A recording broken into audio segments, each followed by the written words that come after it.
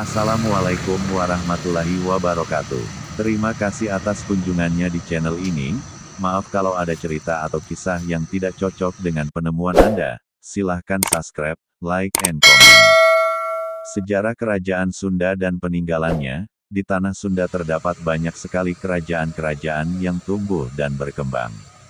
Salah satu kerajaan yang tumbuh dan berkembang di tanah Sunda adalah Kerajaan Sunda. Untuk mengetahui asal-usul Kerajaan Sunda, mari kita simak ulasan berikut ini. Sejarah nama Sunda pada Kerajaan Sunda. Berdasarkan fakta sejarah bahwa Kerajaan Sunda adalah pemecahan dari Kerajaan Tarumanegara. Pada tahun 670 Masehi peristiwa pemecahan itu terjadi. Hal ini diperkuat dengan sebuah sumber yang berasal dari berita Cina yang memberitahukan bahwa di tahun 979 Masehi menjadi tahun terakhir utusan Kerajaan Tarumanegara mengunjungi negeri Cina. Di tahun 679 Masehi, Tarusbawa, raja pertama Kerajaan Sunda, memberikan mandat kepada bawahannya untuk memberitahukan informasi tentang pengangkatan dirinya sebagai raja di Kerajaan Sunda. Tarusbawa sendiri diangkat menjadi seorang raja pada tanggal 9 bagian terang bulan Jesta tahun 591 Saka. Jika dalam tahun Masehi kurang lebih pada tanggal 18 Mei tahun 669 Masehi. Nama Sunda yang terdapat pada sebuah kerajaan tercatat dalam dua batu prasasti. Kedua batu itu ditemukan di lokasi yang berbeda, yaitu di daerah Bogor dan di daerah Sukabumi. Batu prasasti pertama ditemukan di Kampung Pasir Muara, lebih tepatnya di pinggiran sebuah persawahan yang tidak jauh dari lokasi prasasti Telapak Gajah. Prasasti Telapak Gajah adalah prasasti yang menjadi peninggalan Purnawarman. Batu prasasti yang ditemukan di Kampung Pasir Muara memiliki sebuah tulisan atau kalimat yang berisi 4 baris. Bos menerjemahkan kalimat yang ada pada batu prasasti itu. Ini tanda ucapan Rakrian Juru Pangambat, alam tahun Saka Kawi Haji, 8 Panca, 5 Pasagi, 4 pemerintahan negara dikembalikan kepada Raja Sunda. Untuk membaca angka tahunnya dibaca dari kanan ke kiri, karena angka tahunnya memiliki corak sangkala. Dengan demikian, pembuatan prasasti tersebut pada tahun 458 Saka atau 536 Masehi. Dalam batu prasasti yang kedua terdapat gambar sepasang telapak kaki gajah dan pada prasasti itu terdapat tulisan yang berisi, Jaya Visalasya Tarumnendrasya Hastina Airafatabasya Vibatidam Padat Fayam. Jika diartikan ke dalam bahasa Indonesia berarti, kedua jejak telapak kaki adalah jejak kaki gajah yang cemerlang seperti Airawata kepunyaan penguasa Tarumanegara yang jaya dan berkuasa. Sebagai informasi tambahan, Airawata dalam mitologi Hindu adalah nama gajah yang ditunggangi Batara Indra. Ia adalah seorang dewa perang dan penguasa guntur. Sejarah terbentuknya Kerajaan Sunda, seperti yang sudah dibahas sebelumnya jika Kerajaan Sunda adalah pemecahan dari Kerajaan Tarumanegara. Namun, sebagian orang belum mengetahui sejarah singkat pemecahan tersebut. Berikut sejarah singkat terbentuknya Kerajaan Sunda. Sebelum terjadi pemecahan, Kerajaan Tarumanegara dipimpin oleh Linggawarman. Ia menikah dengan seorang putri Indra Prahasta yang bernama Dewi Ganggasari. Dari pernikahannya, mereka dikaruniai 2 orang putri. Pertama Dewi Manasih, putri kedua bernama Sobakancana. Putri pertama Linggawarman yang bernama Dewi Ganggasari menikah dengan Tarusbawa dari Sunda. Sementara itu putri kedua Linggawarman yang bernama Sobakancana menikah dengan Dapuntahyang Sri Janayasa pendiri Kerajaan Sriwijaya. Dalam masa pemerintahan Kerajaan Tarumanegara hanya ada 12 orang yang memimpin kerajaan tersebut. Di tahun 669 Masehi, raja terakhir Kerajaan Tarumanegara, yaitu Linggawarman kedudukannya digantikan oleh menantunya yang bernama Tarusbawa. Tarusbawa sendiri berasal dari Kerajaan Sunda Sambawa. Ia melihat pamor Kerajaan Tarumanegara sudah mulai menurun. Karena hal itulah, Tarusbawa ingin sekali mengembalikan kejayaan dan keharuman seperti zaman Purnawarman yang berkedudukan di Purasaba, ibu kota Sundapura. Di tahun 670 Masehi, Tarusbawa mengganti Kerajaan Tarumanegara menjadi Kerajaan Sunda.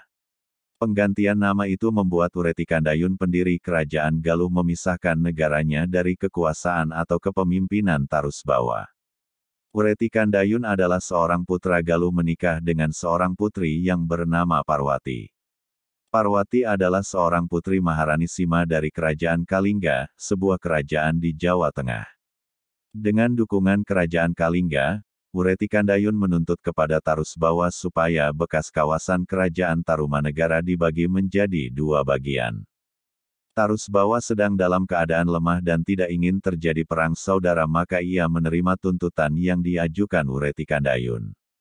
Di tahun 670 Masehi, bekas kawasan Kerajaan Tarumanegara dipecah menjadi dua kerajaan, yaitu Kerajaan Sunda dan Kerajaan Galuh.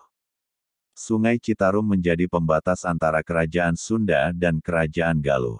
Setelah terjadi pemecahan, Tarusbawa kemudian mendirikan atau membangun ibu kota kerajaan yang baru yang terletak di daerah pedalaman dekat hulu Sungai Cipakancilan. Dalam carita Parahyangan, tokoh Tarusbawa hanya disebut dengan gelarnya saja, yaitu Tohaan di Sunda, Raja Sunda. Tarusbawa bisa dikatakan sebagai seseorang yang mencetuskan cikal bakal raja-raja Sunda. Masa pemerintahan Kerajaan Sunda yang dipimpin oleh Tarusbawa hanya sampai pada tahun 723 Masehi. Putra dari Tarusbawa sudah wafat terlebih dahulu sehingga putra-putri mahkota yang bernama Teja Kencana diangkat menjadi seorang anak dan ahli waris kerajaan. Suami dari putri inilah yang menjadi raja kedua di Kerajaan Sunda. Suami putri itu bernama Rakaian Jamri yang juga cicit dari Uretikandayun. Ketika menjadi seorang raja di Kerajaan Sunda, Rakaian Jamri dikenal dengan nama Prabu Harisdarma. Namun, setelah ia berhasil menguasai Kerajaan Galuh, nama Sanjaya lebih dikenal oleh banyak orang. Sebagai ahli waris Kerajaan Kalingga, Rakaian Jamri menjadi pemimpin Kerajaan Kalingga Utara atau lebih dikenal dengan nama Bumi Mataram di tahun 732 Masehi. Sedangkan kekuasaannya di Jawa Barat diberikan kepada putranya yang berasal dari Teja Kencana yang bernama Tamperan atau Rakaian Panaraban. Rakaian Panaraban adalah kakak dari Rakai Panangkaran, putra Sanjaya dari Sudiwara Putri Dewasingga Raja Kalingga Selatan atau Bumi Sambara. Raja-raja Kerajaan Sunda, hanya sampai pada kekuasaan Srijaya Bupati, raja-raja Sunda berjumlah 20 orang. Berikut nama-nama Raja Sunda. 1. Tarusbawa, menantu Linggawarman, 669–723 m. 2. Harisdarma atau Sanjaya, menantu Tarusbawa, 723–732 m. 3. Tamperan Barmawijaya, 732–739 m. 4. Rakaian Banga, 739–766 m. 5. Rakaian Medang Prabu Hulukujang, 766–783 m. 6. Prabu Giliwesi, menantu Rakaian Medang Prabu Hulukujang, 785–795 m. 7. Pucuk Bumi Darmeswara, menantu Prabu Giliwesi, 795–819 m. 8. Rakaian Wuwus Prabu Gajah Kulon, 819–891 m. 9. Prabu Darmaraksa, adik ipar Rakaian Wuwus Prabu Gajah Kulon, 891–895 m. 10. Windu Sakti Prabu Dewageng, 895–913 m. 11. Rakaian Kamuning Gading Prabu Pucukwesi, 913–916 m. 12. Rakaian Jayagiri, menantu Rakaian Kamuning Gading, 916–942 m. 13. Atmayadharma Hariwangsa, 942–954 m. 14. Limbur Kancana, putra Rakaian Kamuning Gading, 954–964 m. 15. Prabu Munding Ganawirya, 964–973 m. 16. Prabu Jayagiri Rakeyan Wulung Gadung, 973–989 m. Peninggalan Kerajaan Sunda. Kerajaan Sunda meninggalkan beberapa peninggalan yang sampai saat ini masih bisa dilihat. Mayoritas peninggalan Kerajaan Sunda berada di Tanah Sunda atau lebih dikenal Jawa Barat. Berikut beberapa peninggalan Kerajaan Sunda. 1. Prasasti Cikapundung. Pada tanggal 8 Oktober tahun 2010, warga menemukan batu prasasti yang ditemukan di sekitar Sungai Cikapundung. Batu prasasti ini diperkirakan sudah ada sejak abad ke-14. Pada batu prasasti Cikapundung terdapat sebuah tulisan dengan huruf Sunda kuno dan gambar telapak tangan, telapak kaki, dan wajah. Kalimat yang dituliskan pada prasasti itu berbunyi, Unggal Jagat Jalma Hendap, yang jika diartikan berarti semua manusia di dunia akan mengalami sesuatu. Pada saat ditemukan, batu prasasti ini mempunyai panjang 178 cm, lebar 80 cm, dan tinggi 55 cm. Hingga saat ini, batu prasasti Cikapundung masih diteliti oleh para peneliti dari Balai Arkeologi. 2. Prasasti Pasir Datar. Tahun 1872 menjadi tahun ditemukannya Prasasti Pasir Datar. Prasasti Pasir Datar ditemukan di Cisande, Sukabumi atau lebih tepatnya ditemukan di perkebunan kopi di Pasir Datar. Untuk menjaga keasliannya, prasasti ini dipindah dan disimpan di Museum Nasional Jakarta. Prasasti Pasir Datar terbuat batu alam. Sampai saat ini, isi atau pesan yang terdapat pada prasasti Pasir Datar belum ditranskripsi sehingga isi dan pesannya belum diketahui. 3. Prasasti Hulu Dayeh. Prasasti Hulu Dayeh terletak di pertengahan sawah di Kampung Hulu Dayeh, Desa Cikalahang, Kecamatan Sumber. Namun, setelah terjadi pemekaran wilayah menjadi Kecamatan Duku Puntang, Cirebon. Sebenarnya warga setempat sudah lama mengetahui keberadaan batu prasasti Hulu Dayeh. Namun, para ahli arkeologi dan ahli sejarah baru mengetahui letak batu prasasti ini pada bulan September tahun 1991. Setelah batu prasasti ini sudah diketahui oleh ahli sejarah dan arkeologi, barulah diumumkan atau diberitakan di media cetak. Pemberitaan tentang batu prasasti Hulu Dayeh di media cetak terjadi pada tanggal 11 September tahun 1991 di harian Pikiran Rakyat. Sedangkan harian Kompas memberitakan berita ini pada tanggal 12 September tahun 1991. Prasasti Hulu Dayeh memiliki 11 baris tulisan yang beraksara dan berbahasa Sunda kuno.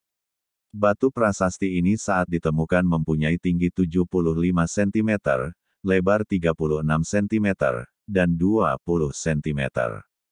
Hal yang sangat disayangkan pada penemuan prasasti Hulu Dayeh adalah kondisi batu prasasti sudah tidak utuh lagi. Hal ini mengakibatkan isi atau pesan yang terdapat pada batu prasasti ini sudah tidak bisa diketahui secara keseluruhan. 4. Prasasti Perjanjian Sunda Portugis. Prasasti Perjanjian Sunda Portugis memiliki bentuk seperti tugu batu dan ditemukan di Jakarta pada tahun 1918. Adanya prasasti sebagai sebuah tanda perjanjian Kerajaan Sunda dan Kerajaan Portugal. Perjanjian itu dibuat oleh utusan dagang Portugis yang berasal dari Malaka yang dipimpin oleh Henrique Lema. Perjanjian itu berupa kerajaan Portugis membawa barang-barang untuk diberikan kepada Raja Samian, Sang Hyang, yaitu Sang Hyang Surawisesa. Tempat untuk membangun benteng dan gudang bagi orang Portugis adalah lokasi prasasti ini didirikan. Setelah sekian lama terpendam, prasasti ini ditemukan kembali oleh para pekerja bangunan ketika sedang melakukan penggalian untuk membangun pondasi gudang di sudut Prinsenstraat, Jalan Cengkeh, dan Groenstraat, Jalan Kali Besar Timur I. Kedua tempat itu sekarang termasuk ke dalam wilayah Jakarta Barat. Untuk menjaga keasliannya, prasasti ini dibawa dan disimpan di Museum Nasional Republik Indonesia. Sedangkan sebuah replika dari prasasti ini bisa dilihat di Museum Sejarah Jakarta. 5. Prasasti Ulu Belu. Prasasti Ulu Belu bisa dikatakan sebagai peninggalan kerajaan Sunda. Prasasti ini diperkirakan sudah ada sejak abad ke-15 M. Tahun 1936, prasasti ini ditemukan di Ulu Belu berada di Desa Rebang Punggung, Kota Agung, Lampung. Meskipun lokasi penemuannya di Lampung, tetapi prasasti dianggap sebagai peninggalan kerajaan Sunda. Hal ini dikarenakan wilayah kerajaan Sunda tersebar sampai ke daerah Lampung. Sejarawan juga meyakini aksara yang digunakan pada prasasti ini adalah huruf Sunda kuno. Dengan pernyataan yang diungkapkan oleh sejarawan semakin memperkuat kebenaran bahwa prasasti Ulu Belu adalah peninggalan kerajaan Jawa Barat. Prasasti Ulu Belu berisi tentang sebuah mantra permintaan tolong kepada dewa-dewa utama, yaitu Batara Guru, Siwa, Brahma, dan Wisnu. Bukan hanya kepada dewa-dewa utama, tetapi dewa penguasa air, penguasa tanah, dan penguasa pohon supaya menjaga keselamatan dari semua musuh. 6. Prasasti Kebon Kopi 2. Prasasti Pasir Muara atau yang biasa dikenal dengan nama Prasasti Kebon Kopi 2 adalah peninggalan kerajaan Sunda. Dinamakan Prasasti Kebon 2 karena pada saat ditemukan lokasinya tidak jauh atau hanya berjarak sekitar 1 km dari Prasasti Kebon Kopi. Meskipun hanya berjarak sekitar 1 km, tetapi Prasasti Kebon Kopi Prasasti Tapak Gajah bukan peninggalan kerajaan Sunda melainkan peninggalan kerajaan Tarumanegara. Prasasti Kebon Kopi 2 ditemukan pada abad ke-19 dan lokasi penemuan Prasasti Kebon Kopi 2 terletak di Kampung Pasir Muara, Desa Ciaruten Ilir, Cibumbulang, Bogor, Jawa Barat. Sekitar tahun 1940-an prasasti ini dinyatakan hilang. Namun pakar F.D. Kabos sempat mempelajari batu prasasti ini dan mengungkapkan bahwa prasasti ini ditulis dalam bahasa Melayu kuno. Selain itu, pakar F.D. Kabos mengungkap bahwa batu prasasti ini berisi tentang Raja Sunda menduduki kembali tahtanya, sekitar tahun 932 Masehi. 7. Situs Karangkamulyan. Situs Karangkamulyan adalah situs peninggalan dari zaman Kerajaan Galuh yang memiliki corak Hindu-Buddha. Situs Karangkamulyan terletak di Desa Karangkamulyan, Ciamis, Jawa Barat. Ciung Wanara adalah legenda dari situs Karangkamulyan. Ciung Wanara itu sendiri mempunyai hubungan dengan Kerajaan Galuh dan ia dipercaya memiliki keperkasaan dan kesaktian yang tidak bisa dimiliki oleh orang lain. Situs Karangkamulyan memiliki luas kurang lebih 25 ha dan menyimpan berbagai jenis benda. Setiap benda yang tersimpan di situs ini berkaitan dengan sejarah Kerajaan Galuh. Sebagian besar benda-benda yang tersimpan berbentuk batu. Meskipun letak batu-batu ini berdekatan, tetapi tersebar dengan bentuk yang berbeda-beda. Semua batu yang ada di situs Karangkamulyan berada di dalam sebuah bangunan. Bangunan itu mempunyai struktur yang terbuat dari tumpukan batu dengan bentuk yang tidak jauh beda. Selain itu, dengan sebuah pintu yang dipasang pada struktur bangunan ini, maka sekilas bangunan ini menyerupai kamar. Setiap batu yang tersimpan di situs Karangkamulyan mempunyai nama-nama yang khas serta di dalam batu-batu itu tersimpan kisah-kisah yang menarik. Nama-nama yang terdapat pada setiap batu berasal dari masyarakat sekitar yang suka dikaitkan dengan kisah atau mitos tentang Kerajaan Galuh. Nama peninggalan-peninggalan Kerajaan Sunda mayoritas berasal dari lokasi atau tempat ditemukan peninggalan tersebut. Hampir semua peninggalan-peninggalannya berlokasi di Jawa Barat. Beberapa dari peninggalan itu ada yang sudah hilang dan ada yang dipindahkan ke Museum Nasional Indonesia yang berlokasi di Jakarta. Terima kasih telah mampir di channel ini, mohon maaf bila kisah ini tidak sesuai versi lainnya, penyebutan huruf atau kata yang tidak cocok. Wassalamualaikum warahmatullahi wabarakatuh.